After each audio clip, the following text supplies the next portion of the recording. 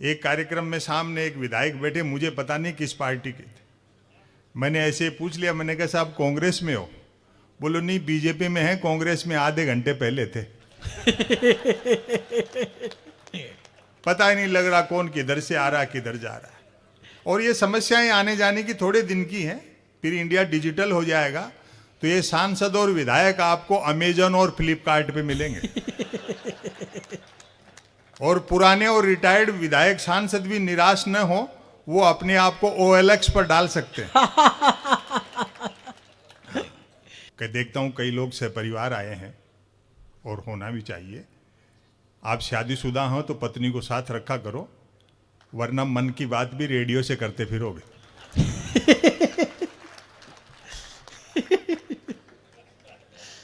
महिलाओं को लेकर के काफी कुछ कहा गया। स्त्री का त्याग, और वो भी भारतीय स्त्री का, संसार में कोई उसका मुकाबला नहीं है। वो पति ने डींग हाँकते हुए कहा, पति मेरी बड़प्पन देख जो तेरे से बिना देखे शादी कर ली। पत्नी बोली मेरी भी हिम्मत देख जो तेरे को देखने के बाद भी मना नहीं किया।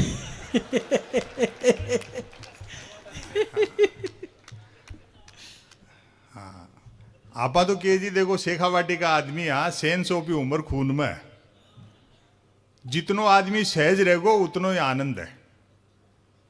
वो एक बूढ़ो आदमी डॉक्टर का करने गए, बोलो डॉक्टर साहब घुटना में तकलीफ है। डॉक्टर घुटना चेक करके एक पर्ची मांग दी, बोले बाबा जी दोनों टाइम रगड़ जो। वो पर्ची देख करके पूछो डॉक्टर साहब लिखेड़ी कि बिना लिखेड़ी कौन सी तरफ से रगड़नी है। और महिला की पीड़ा अवर्णनीय है। हाँ, 70 साल की विधवा डॉक्टर का करने गई, बोले डॉक्टर साहब आंखें में तकलीफ है। डॉक्टर आंख चेक करके बोले माता जी ये बीमारी को एक ही इलाज है कि आंखें में घर में हाथ से उपाड़ेड़ो काजल गालो। बोले बेटा गालो 45 बरस पहली रो रो काटियो।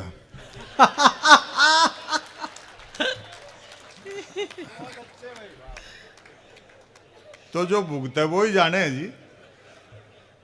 राजनीति को लेकर के तमाम तरह की बातें हुई। अब क्या बोले राजनीति के बारे में। तो एक कार्यक्रम में सामने एक विधायक बैठे, मुझे पता नहीं किस पार्टी के थे। मैंने ऐसे पूछ लिया, मैंने कहा साहब कांग्रेस में हो? बोलो नहीं, बीजेपी में है, कांग्रेस में आधे घंटे पहले थे। पता ही नहीं लग रहा कौन किधर से आ रहा किधर जा रहा है।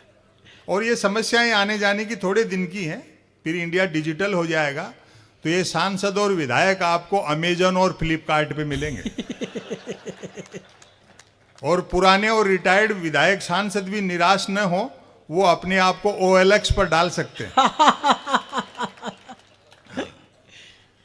बीजेपी जो दुनिया की सबसे बड़ी पार्टी अपने आप को कह रही है, उसके बावजूद 24 घंटे कांग्रेस में तोड़फोड़ में लगी रहती है। इतने सारे कांग्रेसी भर लिए, इतने तो उनके खुद के नहीं है। पार्लियामेंट में खुद के नहीं है जितने दूसरी पार्टियों को भर ले। अगर यही हालत रही तो अगले लोकसभा चुनाव में बीजेपी का चुनाव चिन्ह हो सकता है हाथ के पंजे में कमल का फूल। बहुत अच्छे। शाम को जिसको चोर कहते हैं, सुबह उसको पार्टी में ले लेते, वो उज्जवल हो उठता है। शायद यही प्रधानमंत्री की उज्ज्वला योजना है। हाँ, अब ऐसे में भी अगर राजनीति पे नहीं बोले तो फिर क्या करें बताओ। कई लोग मुझसे शिकायत करते हैं कि साहब आपको कभी कोई धमकी या कोई ताना या कोई अपशब्द कुछ इस तरह के मिलते हैं क्या? मैंने कहा ये समस्या मेरे साथ नहीं होती है कभी भी, क्योंकि सोशल मीडिया मैं इस्तेमाल नहीं करता और किताबें वो नहीं पढ़ते, तो धमकी वमकी मिलेगी कहाँ से? और चीज होती भी हो तो सहज भाव से सब कर करा लेते। इस देश में मूर्खताओं से बड़ी चहल पहल है, और ये सोशल मीडिया आया इसने अपने आप को हमको गंभीर बना दिया, गहरे सोचते ही नहीं है। अब आप मूर्खताओं से चहल पहल देखो देश में कि हलाल और झटके पर बहस हो रही है, बकरे से कोई मर्जी नहीं पूछ रहा। तो निरर्थक जो चीजें हैं उसी में देश को उलझा रखा है। 2019 में जब चुनाव परिणाम आना शुरू हुए पिछले बार, तो एक ने कहा, वो जानता था भाई मैं व्यंग करता रहता हूं लेकिन ये तो फिर जीत रहे हैं। बोले और सुनाओ क्या हाल चाल है? लेकिन मैं होमवर्क नहीं लेता। मैंने कहा हालचाल ठीक है और सुनाने का पैसा लेते। बोले फिर जीत रहे मोदी जी। मैं कहा अच्छा हमको भी नया नहीं लिखना पड़ेगा। वो एक इनकम टैक्स के अधिकारी ने तो सच में मजाक की, भले आदमी थे।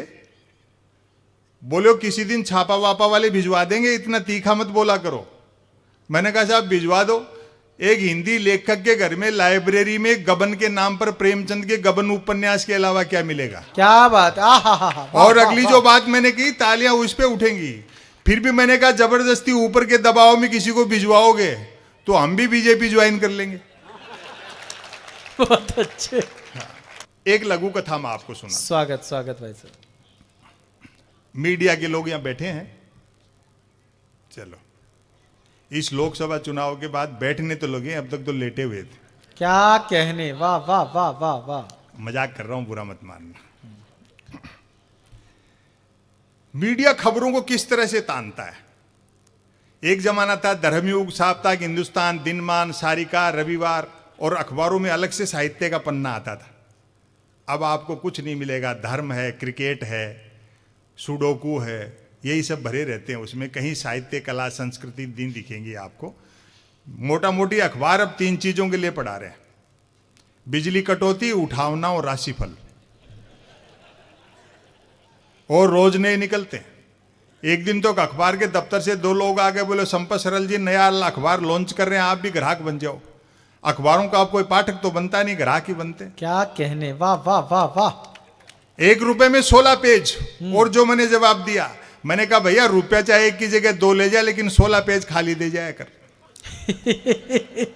फिर मैंने रिसर्च की कि इतने अखबार बिकते कैसे हैं। तो अचानक एक दिन एक अखबार के दफ्तर से फोन आया कि संपत सरल जी आज आपका नाम हमारे अखबार में छपा। मैं बड़ा खुश हुआ, जी आपका अखबार कहाँ मिलता है? बोले हमारा अखबार कोई होकर नहीं बांटता, जिस किसी का नाम छप जाता है दिन भर वही खरीद खरीद कर बांटता है। और टेलीविजन चैनल वालों ने तो हद ही कर रखी है, खबरों को ऐसे तानते हैं। मैंने तो 2019 में टेलीविजन का कनेक्शन कटा लिया था, आपको सच बता रहा हूं। और हम इतने डरे हुए रहते हैं घर वाले कि बंद स्क्रीन भी ढक के रखते हैं। हाँ। वहीं से मैंने एक लघु कथा निकाली, ब्रेकिंग न्यूज। आत्मनिर्भर नामक राज्य में डिजिटल क्रांति भले ही होने को थी, पर न्यूज क्रांति हो चुकी थी। न्यूज चैनल खबरें तलाशते नहीं, गढ़ते थे, और देते नहीं, फैलाते थे। क्या बात है। ब्रेकिंग न्यूज की तो मारामारी रहती थी। अब कहानी यहां से शुरू होती है 10 लाइन की। एक दिन ज्यों ही राजा नहाकर स्नान घर से निकला, त्यों ही एक न्यूज चैनल ने ब्रेकिंग न्यूज दागी, राजा नहाया। दूसरे न्यूज चैनल ने खुशी जाहिर की, राजा आज भी नहाया। तीसरे न्यूज चैनल ने अटकलें लगाई, राजा क्यों नहाया। चौथे न्यूज चैनल ने नई जानकारी दी, राजा पहली बार नहाया। ओहो। 5वें न्यूज चैनल ने आत्मनिर्भरता की पुष्टि की, राजा खुद नहाया। और इस बार आपकी तालियां रुकेंगी नहीं, 6ठे न्यूज चैनल ने रहस्योद्घाटन किया, राजा पानी से नहाया।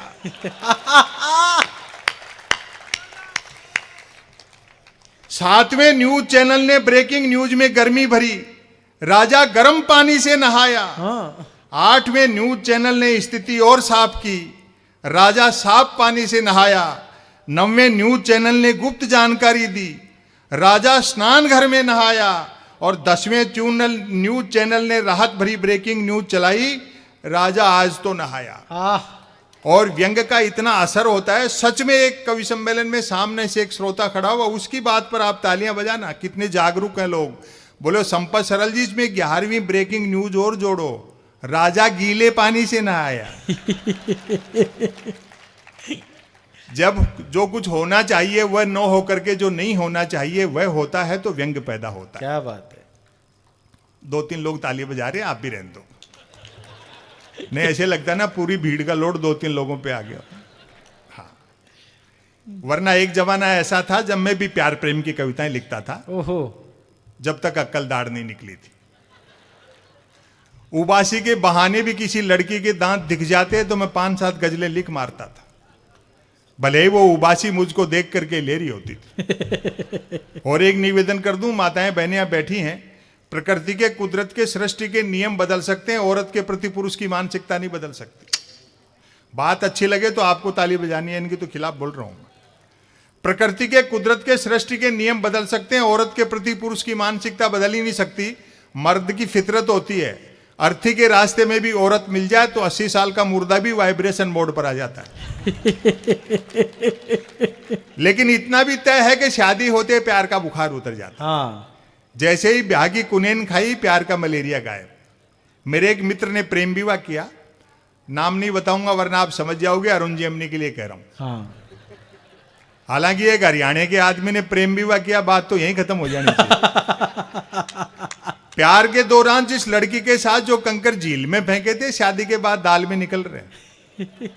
और ताली तो इस बात पर बजाओगे, जिस लड़की को लेकर भागा था अब उसको देखते ही भागता है। शादी के 3 दिन बाद मिला। मैंने कहा नया नया प्रेम विवाह किया, पत्नी को लेकर सिनेमा जाए, सैर सपाटा करके मंदिर मंदिर भटकता है। बोले भाई साहब सुना है जोड़े ईश्वर बनाता है, बस उसी को ढूंढना। ये प्यार मोहब्बत ये सब आदमी को कैरियर तक दांव पर लगाना पड़ता है। मैं ऐसे कई लड़कों को जानता हूं जो कॉलेज के जमाने में मेरे साथ पढ़ते थे, जिन्होंने अपने बाप की गाड़ी कमाई से प्रेमिकाओं को जलेबी खिलाई, आजकल शहर के नामी हलवाई बने हुए। और मैं तो हिंदी साहित्य का विद्यार्थी था, इसलिए मुझसे तो कौन प्रेम करती। मरते हुए पे कौन मरेगा। क्या बात है, आय हाय आय हाय। लेकिन मेरे साथ 2 चीजें ठीक थी, एक तो साहित्य का विद्यार्थी था तो भाषा अच्छी थी, दूसरा मैंने ट्रकों से शेरो शायरी उतार रखी थी, तो प्रेम करने वाले मुझसे प्रेम पत्र लिखवाते थे।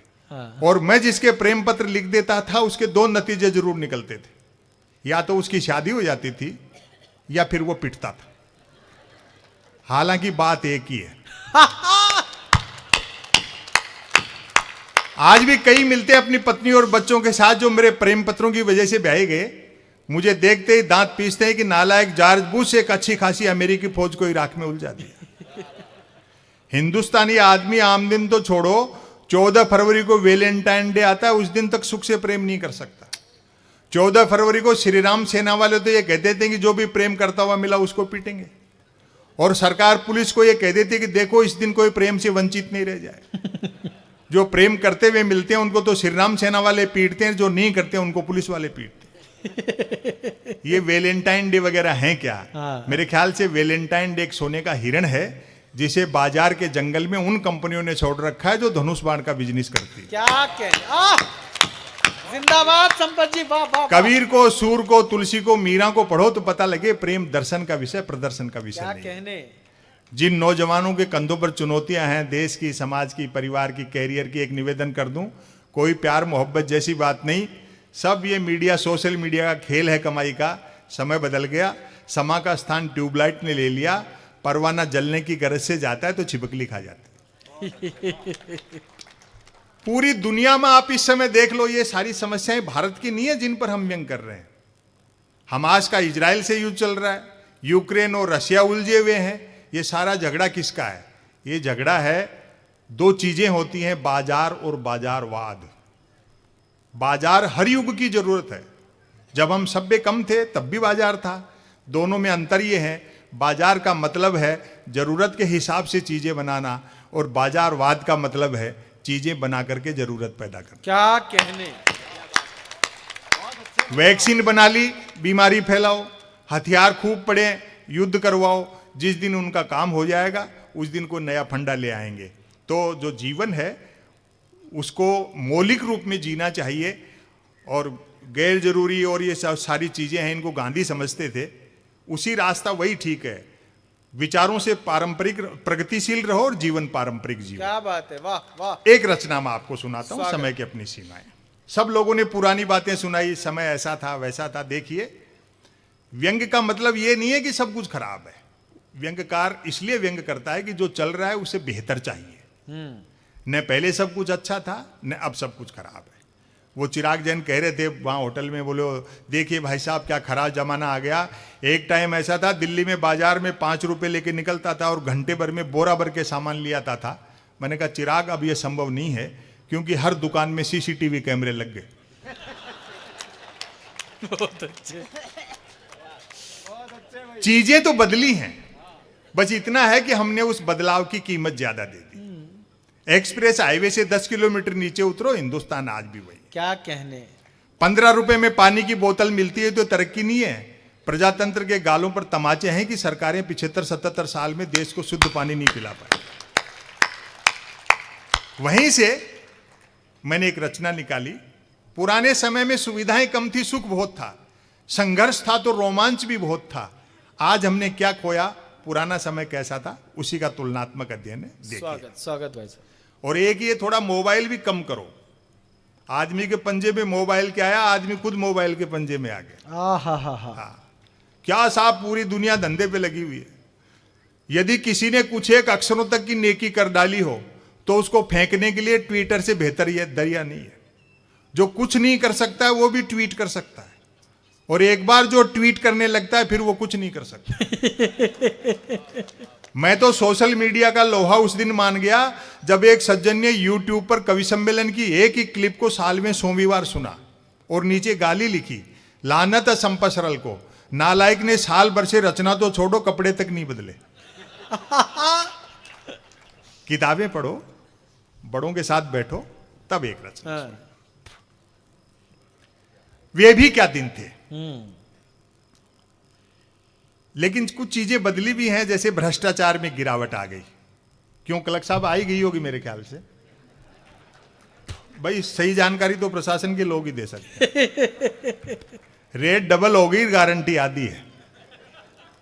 आवेदन एक ने किया, आजकल कितने पेपर लीक हो रहे हैं। कभी सोचता था आदमी, वही मास्टर जी पढ़ाने वाले वही पेपर बना रहे हैं, उसी क्लास में बैठ के परीक्षा हो रही है, वही मास्टर जी पेपर चेक कर रहे हैं, और मजाल बच्चा इधर भी मोड़ ले गर्दन। क्या है ये? तरक्की नहीं है।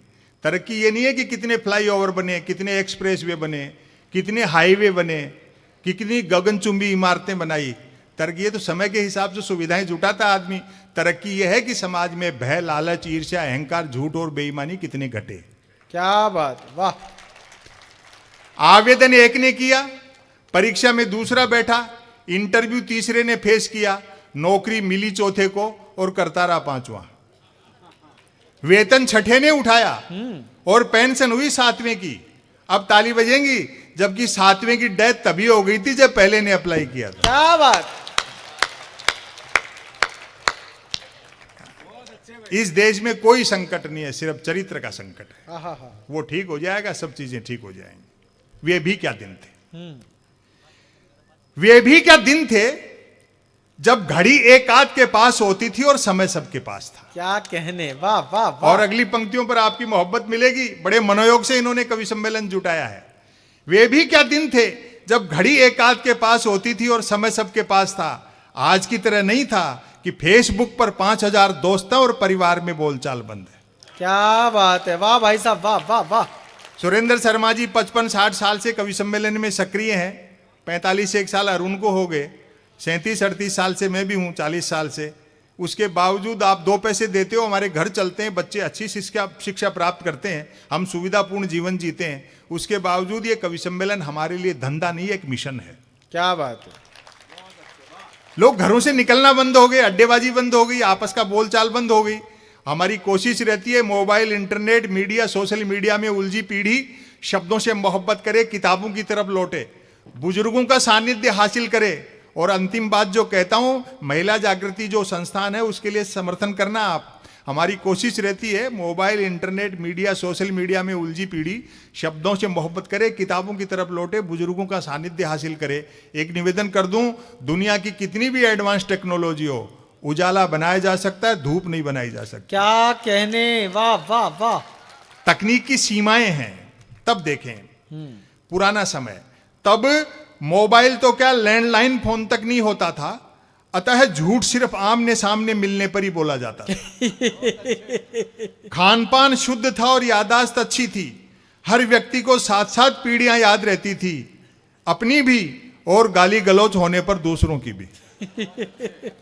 हमारी प्राथमिक शिक्षा तो ऐसी थी जिसमें शिक्षा प्राथमिक नहीं थी। क्या बात, आहा। हमारा 50 बच्चों, 3 अध्यापकों, 2 पेड़ों और 1 कमरे का स्कूल हुआ करता था। देखो, बड़ा आदमी बड़ी बात कहता है, कितना शोर है इस देश में। लाखों मुकदमे तो माइक और डीजे के हैं। सेठिया जी ने उस समय कहा कि मौन प्रार्थनाएं जल्द पहुंचती हैं ईश्वर तक, क्योंकि वो मुक्त होती हैं शब्दों के बाहर से। क्या कहने। तब हमारी प्राथमिक शिक्षा तो ऐसी थी जिसमें शिक्षा प्राथमिक नहीं थी। हमारा 50 बच्चों, 3 अध्यापकों, 2 पेड़ों और 1 कमरे का स्कूल हुआ करता था। आज तो इतने के बल पर लोग यूनिवर्सिटी चला रहे। वाह वाह वाह। पढ़ाई लिखाई को लेकर कतई तनाव नहीं रहता था, क्योंकि हम विद्यार्थियों और अध्यापकों के बीच एक समझौता था कि सप्ताह में 3 दिन वे स्कूल नहीं आएंगे और 3 दिन हम। बोलचाल में राजस्थानी का इस्तेमाल होता था, मातृभाषा। अब तो हिंदी बोलने में शर्म आती है। बोलचाल में राजस्थानी का इस्तेमाल होता था। हिंदी सिर्फ शहरों तक सीमित थी। और इतनी देर गए आप सुन रहे हैं, अगली पंक्ति का मर्म आप समझेंगे, तालियों से बताएंगे। हिंदी सिर्फ शहरों तक सीमित थी और अंग्रेजी तो पीने के बाद ही बोली जाती थी। कई प्रकार के खेल कूद थे। अब तो बच्चे गेम के नाम पर वीडियो गेम खेलते हैं। क्या कहने। बच्चे भी क्या करें, खो खो, कुश्ती और कबड्डी तो संसद विधानसभाओं में चले गए। वाह। बाकी खेलों को क्रिकेट ने बाउंड्री लाइन से बाहर कर रखा है। वाह। पुराना समय याद करो। हालांकि क्रिकेट तब भी खेला जाता था। बैट का मालिक बैटिंग करता था और बॉल का मालिक बॉलिंग। फील्डर भी यही 2 होते थे। बैट टच न होने पर फेंकी हुई गेंद फेंकने वाले को लानी पड़ती थी। एक ओवर कुल कितनी गेंदों का होगा यह गेंद का मालिक तय करता था। बल्लेबाज पहले गेंद पीटता था, फिर मूड के अनुसार भागकर या चलकर रन बनाता था, तत्पश्चात गेंद लाता था। अब आपके हाथ उठेंगे। ऐसा भी होता रहता था कि बल्लेबाज की दिन भर गेंद लाने की इच्छा नहीं रहती थी और वह दिन भर रन ही बनाता रहता। हम आवारा पूंजीवाद के दौर में जी रहे हैं, जिसमें बेकाबू टेक्नोलॉजी और नतीजा क्या हुआ? असुरक्षा बोध, डर। लाखों करोड़ों जमा हैं, उसके बावजूद चिंता रहती है कल क्या होगा। अपना बचपन, किशोरावस्था याद करो। 2 जोड़ी कपड़े होते थे, वो भी घर में किसी बड़े के फिट करवा लिए। प्रेस भी तकिए के नीचे दबा के करते थे। आज वार्डरोब, अलमारी कपड़ों से भरी है और आदमी तय नहीं कर पाता आधे घंटे तक कि किस पैंट के साथ कौन सा शर्ट मैच करेगा। क्या बात है, वाह। लोग भूखे उठते तो थे, किंतु भूखे सोते नहीं थे। महंगाई बिल्कुल नहीं थी। ईमान के अलावा सब कुछ सस्ता था। और सस्ताई का अंदाजा आप इसी से लगा लें कि फिल्मों में हीरोइनों को पैसा कम मिलता था तो भी कपड़े पूरे पहनती थी। जिंदाबाद भाई साहब। उन दिनों रामलीलाएं मनोरंजन का प्रमुख साधन हुआ करती थी। जो राम जन जन का था उसको एक अयोध्या तक सीमित कर दिया। तब देखें आप, उन दिनों रामलीलाएं मनोरंजन का प्रमुख साधन हुआ करती थी, जिनमें महिला पात्रों का रोल भी पुरुष ही किया करते थे। रामलीला वालों का गले मिलने और गले पड़ने का समय अलग अलग होता था। रामलीला मंडली गांव की धर्मशाला में ठहरती थी। हम बच्चे दिन में धर्मशाला में जाकर देखते थे कि गत रात ही एक दूसरे के जानी दुश्मन रहे बालियों और सुग्रीव साथ साथ ताश पत्ती खेल रहे। शूरपनखा मंथरा के लिए चाय बना रहा है। और अगली पंक्तियों पे देखना, हर पुरुष की जो घर में औकात है, चटाई पर बैठा रावण रात को आरती में आए पैसों का हिसाब मंदोदरी को दे रहा है। रावण। लोग पैदल चलते थे और पदयात्राएं करते थे, जो कि पद प्राप्त करने के लिए नहीं होती थी। कुछ एक के पास साइकिलें होती थी जो 4 रोटियों में 40 का एवरेज देती थी। क्या बात। आहा। कारें, मोटरसाइकिलें तो छोड़ो, बसें तक गिनती की हुआ करती थी। जहाज और हवाई जहाज तो हम किताबों में देखते थे और कॉपियों के बनाते थे। क्या बात है। समापन की ओर बढ़ता हूं। याद आती हैं वे मीटर गेज की कोयले के इंजन वाली गाड़ियां। तय करना कठिन था कि ट्रेन और यात्रियों में कौन किसको ढो रहा है। उनकी स्पीड का तो यह हाल था कि घंटे आध घंटे का सफर होता था तो भी लोग 3 वक्त का खाना बांध कर चलते थे। ट्रेन में चढ़ने में जितना पसीना आता था, उतरने में उससे अधिक आता था। अब व्यंग देखें, यात्री काठ की सीटों पर काठ के उल्लू बने बैठे रहते थे। डिब्बे में डफली वालों का गाना बजाना चलता रहता था। और भारतीय यात्रियों का मनोविज्ञान देखना और पकड़ लो तो मुझे बताना। डिब्बे में डफली वालों का गाना बजाना चलता रहता था। खड़े यात्री भजन पसंद करते थे और जिन्हें सीट मिल जाती थी वे गजल। क्या कहने। आहा। लोग फरमाइशें करते रहते थे और डफली वाले गाते रहते थे। डफली वालों को पैसा देने का वक्त आता था तब फरमाइशें करने वाले खुद गाने लगते थे। और अगली पंक्तियों पर आपकी तालियां रुकेंगी नहीं, चूंकि यात्री को सामान की भी स्वयं ही रक्षा करनी होती थी, अतः खाली हाथ चढ़ते थे तो भी सामान लेकर ही उतरते थे। चिट्ठी पत्री का दौर था। एसएमएस ईमेल वाले क्या जाने पत्र लेखन का स्वाद।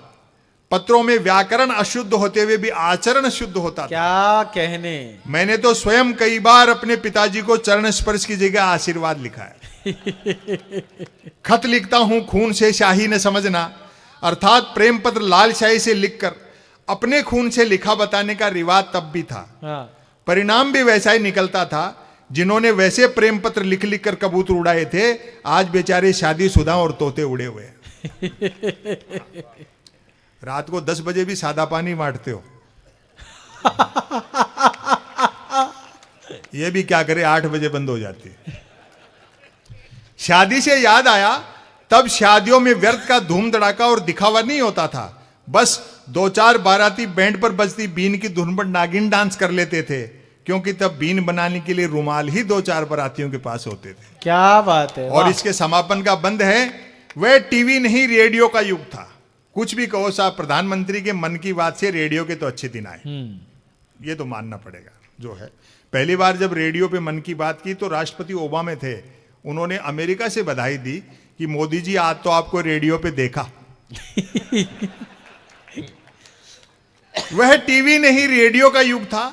व्यक्ति बंदूक भले ही बिना लाइसेंस के रख सकता था, किंतु रेडियो के लिए लाइसेंस अनिवार्य था। क्या कहने। नई पीढ़ी के बच्चों को पता है, रेडियो लाइसेंस से बजता था, जिसको 10 साल बाद पोस्ट ऑफिस में रिन्यू कराने जाना पड़ता था।